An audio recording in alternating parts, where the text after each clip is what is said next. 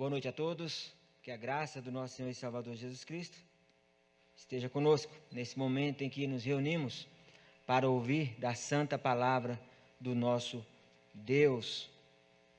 Convido aqueles que podem, que estejam abrindo as suas Bíblias na carta de Tiago, capítulo 4, dos versos 13 ao 17. Tiago 4. Dos versos 13 ao 17, a palavra do nosso Deus nos diz assim: Atendei agora vós que dizeis, hoje ou amanhã iremos para a cidade tal, e lá passaremos um ano, e negociaremos, e teremos lucros. Vós não sabeis o que sucederá amanhã. Que é a vossa vida? Sois apenas como neblina que aparece por instante e logo se dissipa. Em vez disso, devieis dizer, se o Senhor quiser, não só viveremos, como também faremos isto ou aquilo. Agora, entretanto, vos jactais das vossas arrogantes pretensões. Toda jactância semelhante a essa é maligna. Portanto, aquele que sabe o que deve fazer o bem e não o faz, nisso está pecando. Vamos orar? Pai, somos gratos pela Tua palavra, que é viva e eficaz, que transforma, que molda corações. Te pedimos que o Teu Santo Espírito nos traga a iluminação necessária para que possamos compreendê-la e colocá-la em prática. Te pedimos isso, em nome do Teu Filho amado, Jesus Cristo. Amém. Planejamento é bom e é necessário. Creio que você, assim como eu, planejou no final de 2019 para 2020, muitos planos, muitas coisas que colocamos na ponta do lápis, mas infelizmente não concluímos, talvez muitos desse planejamento, pela dificuldade que nós estamos passando dessa pandemia, de coisas que estão trazendo essas dificuldades para nós. Quando nós olhamos para planejamento, nós dedicamos tanto tempo para que esse planejamento seja executado da melhor forma possível, dentro das nossas condições, dentro daquilo que nós temos, para não ter vergonha naquilo que deixou de fazer. Com certeza, nós pensamos, alguns de nós, pensamos em comprar uma casa em 2020, pensamos em trocar o nosso veículo, pensamos em casar, quem teve esse pensamento de casamento, ainda mais no mês de maio, mês das noivas. Muitos planos, muitos projetos foram frustrados. Talvez você planejou uma viagem para as férias de julho, possivelmente não haverá essas férias para as crianças, e assim por diante. Não é errado fazer planejamento, muito pelo contrário, é necessário. Mas temos que ter alguns cuidados. Creio que nesse semestre os nossos planos foram frustrados por causa dessas dificuldades. E até mesmo planos eclesiásticos também. As nossas igrejas, elas costumam se reunir final do ano anterior, projetando para o ano seguinte, assim como nós fizemos em 2019, projetando o ano inteiro de 2020, e com certeza todos os nossos planos eclesiásticos, eles também não foram cumpridos. Planos com as sociedades, com os jovens, com os adolescentes, e assim por diante, não serão cumpridos nesse primeiro semestre. Quando nós olhamos para planejamento, nós temos que lembrar dessa pandemia que tem levado vidas, tem levado projetos nessas vidas, tem ficado outras vidas pensando nesses projetos. Olhando hoje de manhã, mais de 233 mil contaminados aqui no Brasil, praticamente aí quase 16 mil óbitos. E esses óbitos são planos que foram executados, que não foram executados, e vidas foram tiradas por causa dessa pandemia. Quando olhamos para o mundo, 4 milhões e 700 mil pessoas contaminadas, em torno de 312 mil pessoas morreram por causa dessa pandemia. Planejamento. Devemos planejar, devemos colocar os nossos planos na ponta do lápis, mas não podemos esquecer de maneira alguma de colocar o Senhor em nossos planos. Mesmo que os planos que nós coloquemos não dê certo, mas precisamos colocar no trono da graça do Senhor. E é Ele quem vai conduzir a nossa vida, Ele que vai conduzir os nossos planos. Quando olhamos para essa carta de Tiago, esses versículos que nós lemos, a gente pode olhar e ver que a vida é uma neblina. A vida ela passa muito rápido. A vida ela é muito curta. É uma coisa muito breve. E Tiago vai nos mostrar isso, que a vida é como uma neblina, que aparece por um instante e logo se dissipa. Que a vida ela passa muito rápido e a gente não percebe. Quando nós vamos ver, já passou. A vida é curta, a vida é incerta. Não há garantias sobre o amanhã. Não há garantias sobre hoje. Alguns minutos à frente, não temos essa garantia. Daqui a 10 anos, menos ainda. Porque a vida é um vapor. Devemos nos humilhar diante de Deus e obedecer à sua vontade. Porque a vida é um vapor. Devemos nos humilhar diante de Deus e obedecer à sua vontade. Tiago ele está começando, aqui nesse versículo 13, uma nova sessão das suas exortações, mas o tema continua conexo a partir do capítulo 5. Ele começa o capítulo 4, o versículo 3 do capítulo 4, falando, atendei agora. E no versículo 1 do capítulo 5, ele continua, atendei agora. É uma conexão, o capítulo 4 com o capítulo 5, mostrando sobre humildade, falando sobre essa humildade, falando sobre finanças, riquezas e assim por diante. Mas nós vamos tratar só do versículo 13 até o versículo 17 desse capítulo 4. Tiago encontrou a necessidade de humildade em meio a esses versículos. Tiago viu a necessidade de pessoas se tornarem humildes quando estão nos seus planejamentos. E ele vai nos expor a necessidade de como devemos planejar a nossa vida e aquilo que nós temos em nosso coração e de que forma nós devemos fazer isso. Embora essas pessoas professem a Cristo, esses que Tiago está exortando, eles estavam vivendo uma atitude que não é de acordo com a vontade de Deus. Eles estavam planejando e o que nós percebemos é que esse planejamento não está de maneira alguma conforme a vontade do Senhor. Pela forma como ele lida, conforme esses versículos vão nos mostrando. Quando nós olhamos aqui, a gente vai ver muito orgulho, muita jactância, como a palavra vai dizer, muitas pessoas arrogantes, achando que é dono de tudo. Hoje eu ouvi falar que a filha do dono do Santander, do presidente, que faleceu com esse coronavírus, ela falou que ela morreu, o pai dela morreu milionário, mas não conseguiu respirar. Qual é o valor do dinheiro para um projeto sem Deus? Qual é o valor de negócios sem Deus? Não tem valor algum. Quando nós olhamos para esse texto, nós lembramos diretamente quando aquele homem, naquela parábola da avareza, aquele homem que planta, que colhe e não tem onde pôr a sua plantação e destrói tudo e faz um grande celeiro para guardar tudo isso. E aí a parábola vai falar, você é um louco. E se essa noite pedirem a tua alma? Você está preparado? Temos aqui o exemplo de pessoas que fazem seus planejamentos, mas fazem sem consultar a Deus, sem orientação de Deus.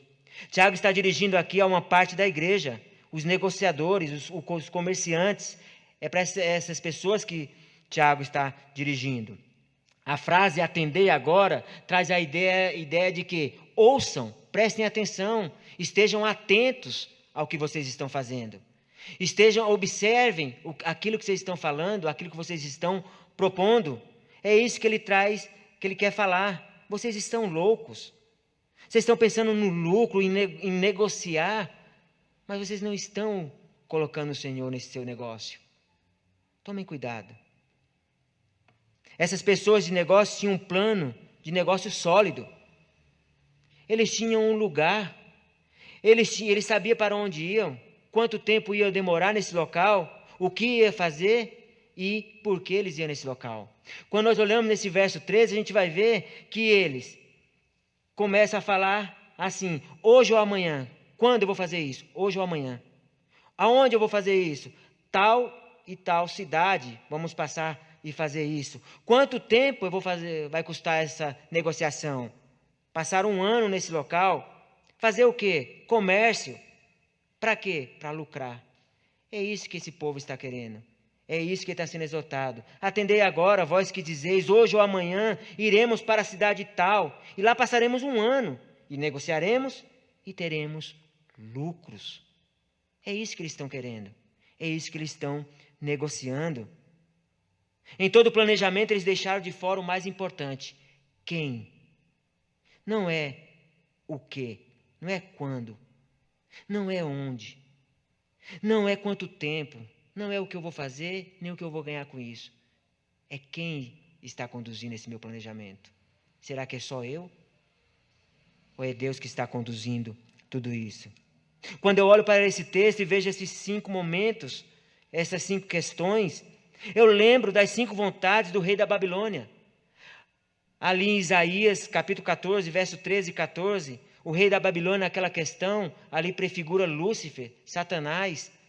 Naquela questão, ele vai dizer assim, dos versos 13 a 14, do capítulo 14, ele diz assim: tu dizias no teu coração, eu subirei ao céu, acima das estrelas de Deus, exaltarei o meu trono, e no monte da congregação me assentarei, nas extremidades do norte subirei acima das mais altas nuvens, e serei semelhante ao Altíssimo.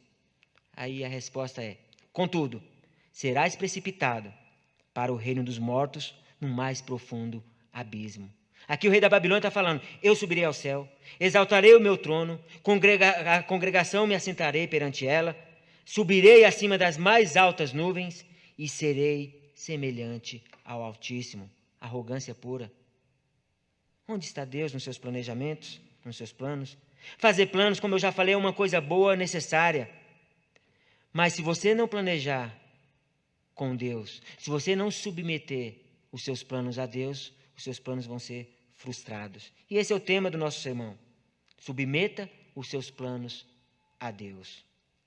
E nós vamos trazer algumas diretrizes sobre como a gente pode fazer isso, onde estão os nossos erros e como nós poderemos consertar tudo isso.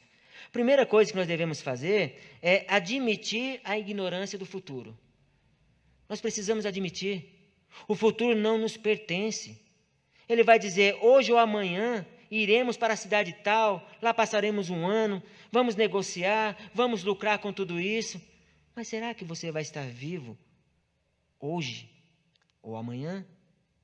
Você tem certeza que você vai estar vivo?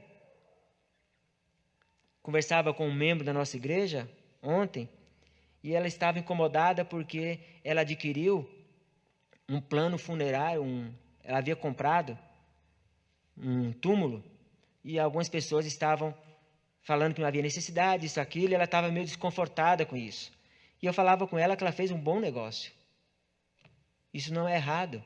E enquanto eu falava com ela, ela colocou logo abaixo que o pai de uma amiga dela havia acabado de falecer. Isso passa muito rápido. Nós não temos garantia do futuro. Hoje, não sei se eu vou estar vivo, daqui a alguns minutos, amanhã muito menos. Mas os planos têm que estar com o Senhor e no Senhor. Ontem é chamado de passado, porque já passou. Amanhã é futuro. Viva o presente. Olhe para Deus, olhe para Cristo. O tolo rico fez seus planos e a exortação foi: louco, esta noite pedirão a tua alma. E o que vocês têm preparado para tudo isso? Admita a ignorância sobre o futuro. Você não conhece o futuro. Você não sabe o que vai acontecer hoje ou amanhã. Viva como se esse dia fosse seu último dia de vida. Viva dessa forma, porque assim você vai saber que o futuro pertence ao Senhor. Mas tem mais uma diretriz. É para que você reconheça a brevidade da vida. A vida é breve. Ela passa muito rápido. No verso 14 vai dizer: vós não sabeis o que sucederá amanhã. Que é a vossa vida? O que é a nossa vida? Ontem nós estávamos com a saúde plena, hoje já não estamos tanto assim. Com essas milhares de mortes que nós tivemos, pessoas que estavam, aparentemente, tinham suas dificuldades, talvez, de saúde, outras não, mas não estava sabendo, não sabia se ia estar viva no outro dia. Quantos estão sofrendo, se recuperando dessa doença? Quantos não trocariam a fortuna que têm por um remédio que possa lhe garantir, pelo menos, a saúde? Quantos estão passando por dificuldades por causa dessa pandemia, com medo, temendo a tudo isso? E Tiago vai nos falar que é a vida? O que é a vida para você? Qual é o valor da vida que você dá na sua própria vida? O que você tem valorizado mais? O que você tem? O que você é? Ou o que você quer ser? Alguns valorizam o que tem, outros valorizam o que é, mas valorize o que você quer ser. Você quer ser o quê? E para quem? Que você reconheça que tem alguém que olha para você, o Todo-Poderoso, e derrama misericórdia sobre a sua vida, mesmo em meio a tantas dificuldades. E graças a Deus por isso. Mas a nossa vida, ela é como uma neblina. Sois apenas como uma neblina que aparece por instante e logo se dissipa. A vida passa muito rápido. E nós temos esse ditado na nossa linguagem. A gente olha para os nossos filhos, outro dia estava de fralda, hoje já é adolescente, já estão casados. A vida é um piscar de olho. E nesse piscar, pode ser que você não abra mais o olho. O que é a vida para você? Mas precisamos planejar. Não tem jeito. Sabemos que a vida para nós tem um grande valor. Porque quando Deus criou o homem, Ele viu que tudo era muito bom. E Ele deu o sopro de vida. E a vida pertence a Ele. E a vida é Ele que dá. E nós devemos valorizar a nossa vida. Uma neblina. Você vai acordar amanhã, você vai ver uma neblina nesse frio. Daqui a pouco, quando o sol aparece, a neblina se dissipa. Se você tomar o seu café amanhã cedo, saindo aquela fumacinha no seu café, logo ela se dissipa. Isso é a vida. Por isso devemos valorizar essa vida. Um grande teólogo vai dizer assim, que no momento em que um homem nasce, ele começa a morrer e a morte pode chegar a qualquer momento. Quando o homem nasce, a morte pode chegar a qualquer momento. Basta nascer. Vamos refletir sobre a brevidade da vida em alguns salmos. Salmos tem muito disso. Jó também fala muito sobre a brevidade da vida, mas vamos ficar em Salmos. Salmo 39:5 vai dizer assim: deste aos meus dias o comprimento de alguns palmos à tua presença. O prazo da minha vida é nada. Na verdade, todo homem, por mais firme que esteja, é pura vaidade. Salmo 78:39 vai dizer assim: lembra-se de que eles são carne, vento que passa e já não volta. Salmo 89:47 vai dizer assim: lembra-te de como é breve a minha existência. Salmo 90:10, um salmo bem conhecido, salmo de Moisés, que vai dizer que os dias da nossa vida sobem a 70 anos, no mais tardar 80, mais um pouquinho mais de 80, alguns chegam a 100, mas depois dos 80 é só canseira, fadiga. O nosso erro é que a gente sempre comemora um ano de vida. Nós devemos comemorar um dia de vida, um minuto de vida, um segundo de vida, deve ser alegria para nós. Por isso que no Salmo 90, verso 12, vai dizer: Senhor, ensina-me a contar os meus dias. Ensina-me a contar os meus dias, para que eu alcance coração sábio. Precisamos contar o nosso dia, mas a gente costuma contar os anos, e comemoramos anos a anos a nossa vida. Salmo 102:3 vai dizer que, porque os meus dias, como fumaça, se desvanecem. Salmo 144, verso 4, o homem é como um sopro, os seus dias como uma sombra que passa. Quando nossa vida aqui terminar, seremos transferidos para um lugar eterno, ou para o céu, ou para o inferno. Meus queridos, a vida é muito incerta e muito curta para viver sem Deus.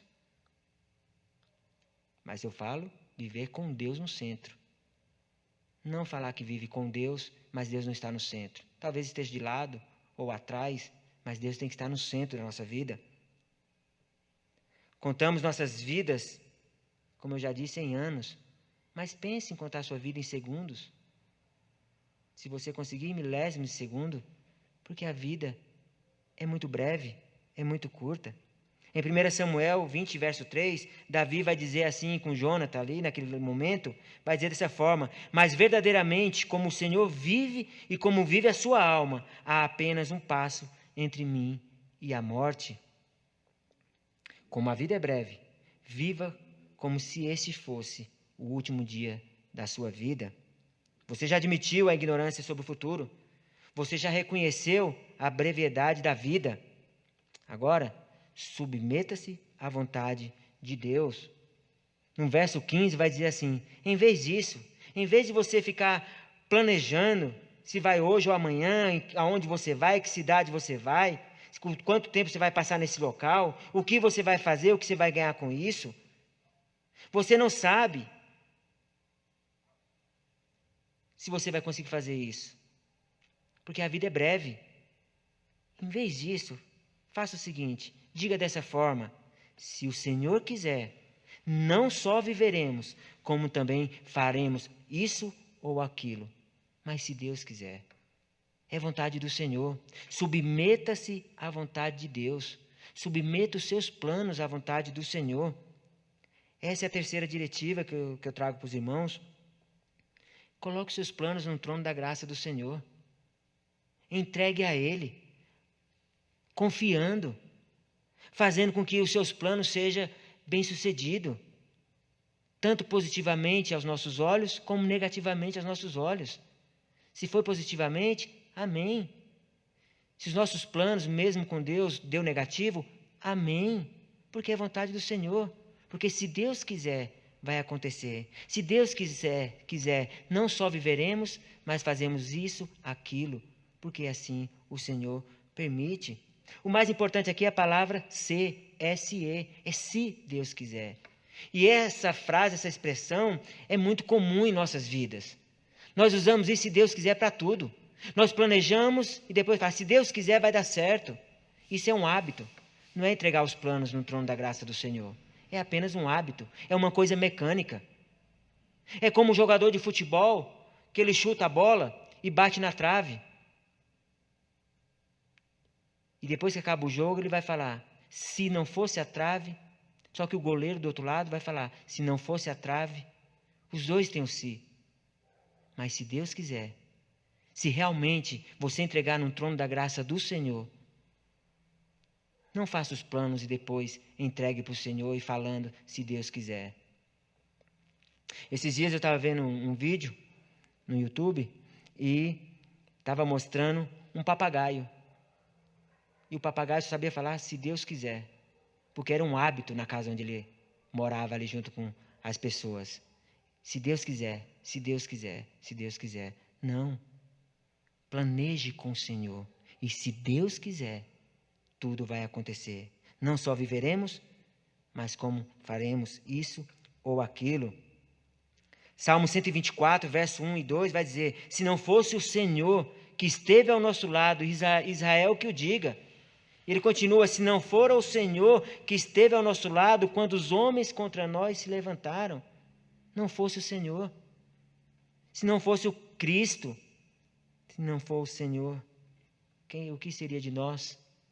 Mas se Deus quiser, sairemos dessa pandemia mais fortes, porque estamos mais próximos do Senhor. Talvez por medo, insegurança, incertezas, mas estamos mais fortes com o Senhor. Essa pandemia tem um lado bom, se tem um lado bom, é esse. Da palavra do Senhor está sendo pregada, está sendo falada através das mídias sociais, que era muito pouco usada. Mas se Deus quiser, sairemos mais fortes. muita gente tem ouvido a palavra do Senhor. Muita gente tem se aproximado do Senhor da palavra. Muita gente ainda vão ouvir a palavra do Senhor e o Senhor da palavra. Esse é o grande problema. O se Deus quiser que saia dos nossos lábios, não é realmente o que está no nosso coração. É apenas uma forma de tentar segurar os nossos planos pessoais e os nossos planos, talvez, familiar. Mas é apenas dos nossos lábios e não do nosso coração. Um teólogo estava em uma conferência com jovens e um adolescente comentou com ele assim: eu daria a minha vida ao Senhor, mas tenho medo. Quando esse teólogo pergunta para esse adolescente, ele responde assim: receio que ele me peça para fazer algo perigoso. O teólogo pergunta: por que você tem medo? Eu acho que ele vai pedir para eu fazer algo muito perigoso. E aí o teólogo responde para ele: a vida perigosa não está na vontade de Deus, mas fora da vontade de Deus. O lugar mais seguro do mundo é exatamente onde Deus quer que você esteja. Esse é o lugar mais seguro. O apóstolo Paulo, frequentemente, ele usa essa expressão, se Deus quiser. Atos 18, 21, quando ele está saindo de Éfeso para Cesareia, ele vai dizer assim: se Deus quiser, voltarei para vós. Em 1 Coríntios 4,19, o desejo de Paulo em ver a igreja de Corinto, vai dizer assim: mas virei a você em breve, se o Senhor quiser. Em 1 Coríntios ainda 16, verso 7, ele vai dizer assim: espero passar algum tempo com você, se o Senhor permitir. Isso é entregar os planos ao Senhor. É saber que é o Senhor que faz as coisas. É saber que é o Senhor que conduz as nossas vidas. Não é errado fazer planos, falo novamente. Mas devemos garantir que esses planos estão alinhados ao propósito de Deus. Estão submetidos à vontade do Senhor. Provérbios 19, verso 21. Muitos são os planos na mente de um homem, mas é o propósito do Senhor que permanecerá. Provérbios 16, 1, muito conhecido. O coração do homem pode fazer planos, e deve fazer planos, mas a resposta certa dos lábios vem do Senhor. É o Senhor que dá o ok. É o Senhor que dá a negativa. É o Senhor. Certifique-se de que está vivendo como se esse dia fosse seu último dia de vida. Admita a ignorância do futuro. Reconheça a brevidade da vida. Submeta-se à vontade de Deus. Mas nós temos mais uma diretriz: evite a arrogância. O verso 16 vai dizer assim: agora, entretanto, vós jactais das vossas arrogantes pretensões, toda jactância semelhante a essa é maligna. É se vangloriar, é achar que faz as coisas sem precisar de Deus, de ninguém. Eu tenho dinheiro, eu faço. Não é o nosso braço forte que faz as coisas acontecerem. É o braço do Senhor que conduz o nosso braço a acontecer. Nós não temos força alguma por nós mesmos, se não for pelo Senhor. E nós somos arrogantes. Nós queremos vanglória, e vanglória é pecado. É querer estar acima de Deus, se vangloriar. Se planejamos sem nos alinharmos à vontade do Senhor, aos seus propósitos, nos tornamos arrogantes. É isso que ele está falando. Toda jactância semelhante a essa é maligna. Não é coisa boa, é coisa má. Podemos nos chamar de seguidores de Cristo, mas, deixando Deus fora de nossas vidas, estamos agindo como ateus. Deus tem que estar nos nossos propósitos, para que Ele caminhe conosco e conduza as nossas vidas e os nossos projetos. Não sejamos como Nabucodonosor, que disse a Daniel dessa forma, Daniel 4:30, não é essa grande Babilônia que edifiquei por meu poderoso poder, como residência real e para a glória de minha majestade? Se pensarmos que somos tudo isso, podemos acabar comendo grama como um boi. É Deus que nos dá as coisas. É Deus que conduz a nossa vida. É Deus que nos ajuda nos nossos planejamentos. Precisamos entender dessa forma. Não podemos de maneira alguma ser arrogantes. Agora, entretanto, vos jactais das vossas arrogantes pretensões. Como pode um cristão ser arrogante? E aqui ele está falando para cristãos. Onde está a humildade? O verso 13 ele fala: atendei agora, prestem atenção no que eu vou falar. Não sejam arrogantes. No verso 17, tem mais uma diretriz, que é: haja em obediência. Seja obediente ao Senhor. O verso 17 vai dizer assim: portanto, aquele que sabe que deve fazer o bem e não faz, nisso está pecando. Haja em obediência ao Senhor, obedeça a Deus. Nós somos desafiados por esse livro de Tiago a viver o que estamos aprendendo, colocar em prática aquilo que nós estamos vendo, ouvindo e fazendo. Não adianta ouvirmos sermões após sermões no YouTube, no Facebook, em qualquer local, no Zoom, se não colocarmos em prática. É apenas mais uma audição às cegas. É apenas alguma coisa para confortar o nosso coração em meio a essa dificuldade. Esse não é o intuito da palavra do Senhor. A palavra do Senhor é ouvir, obedecer e colocar em prática. E é isso que o Espírito Santo faz conosco. Ele destampa os nossos ouvidos. Ele transforma o nosso coração. E as ações malignas que nós fazíamos, já não fazemos mais. Porque nós conhecemos o que é bem, o que é bom para fazer. Mas se conhecemos o que é bom para fazer, o que é de bem, e não fazemos, isso é pecado. É isso que ele fala no final do verso 16.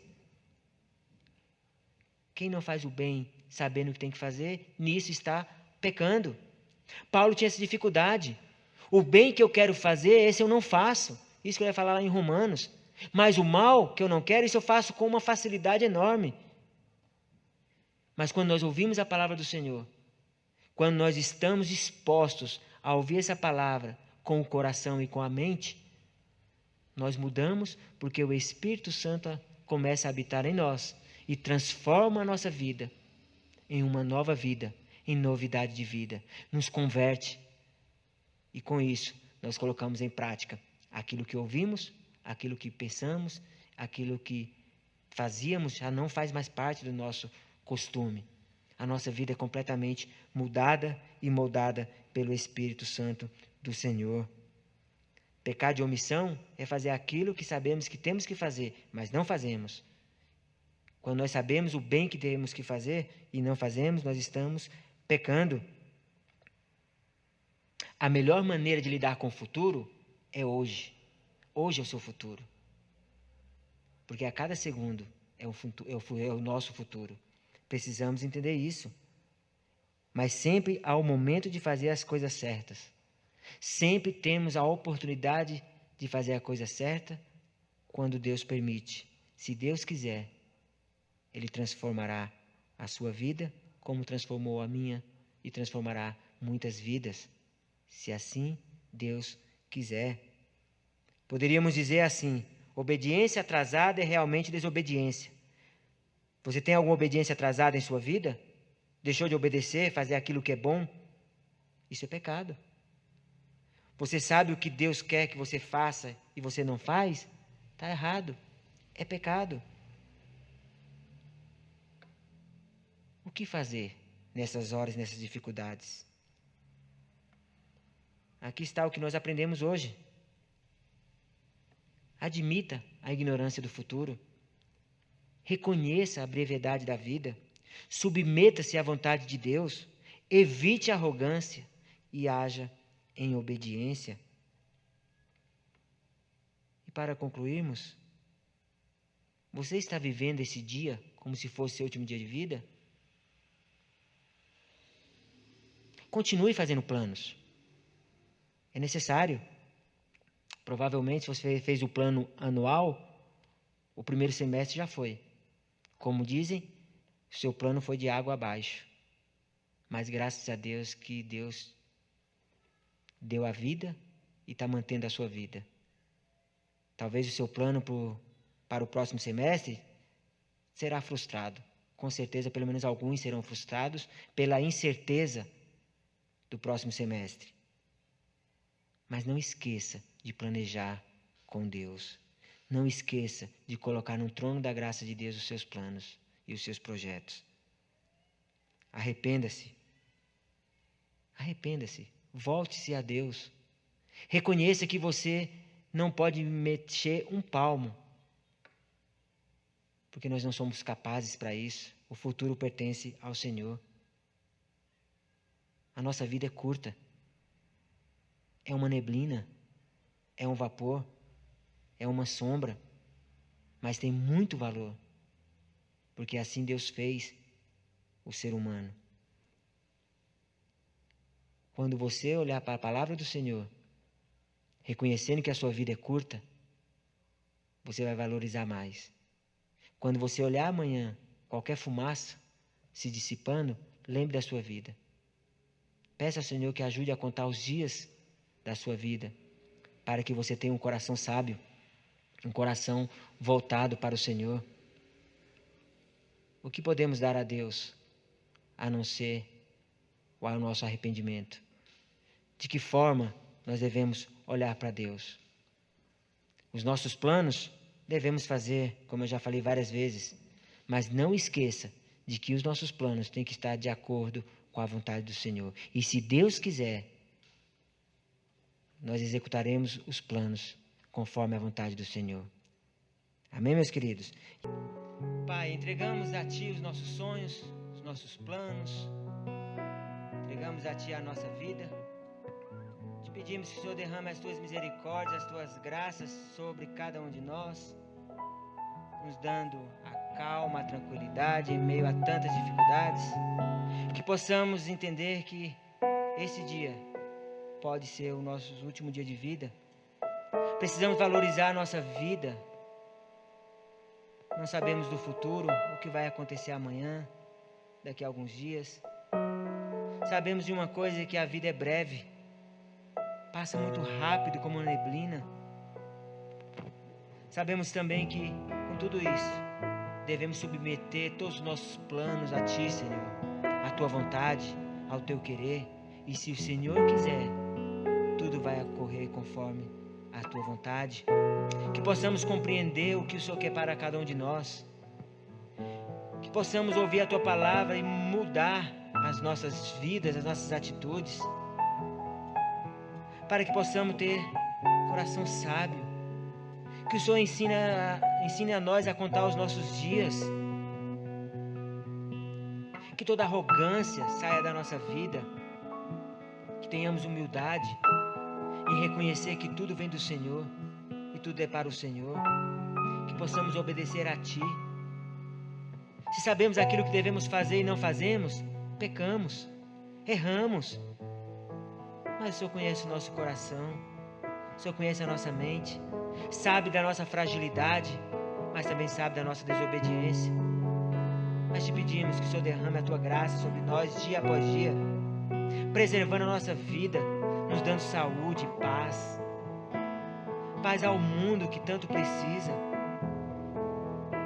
Um mundo longe da Tua vontade, do Teu querer. Mas tenha misericórdia da nossa vida, porque se não fosse o Senhor, o que seria de nós? Israel que o diga. Senhor, nos ajuda a compreender a Tua palavra. Nos ensina a andar nos Teus caminhos. Nos molde a cada dia. Nos transforme. Nos guarde e nos proteja. Somos gratos por essa oportunidade de cultuar a Ti, de Te adorar em espírito e em verdade. Somos gratos porque, mesmo sabendo que a nossa vida é breve, o Senhor tem derramado bênçãos sem medida sobre nós, maravilhas divinas. Somos gratos por tudo que o Senhor tem feito, não só ontem, não só hoje, mas te pedindo que o Senhor continue derramando as Tuas misericórdias e Tuas graças sobre nós, sobre o Teu povo, sobre a Tua criação. E nós te pedimos isso, em nome daquele que morreu na cruz do Calvário, Jesus Cristo, o nosso Salvador. Amém.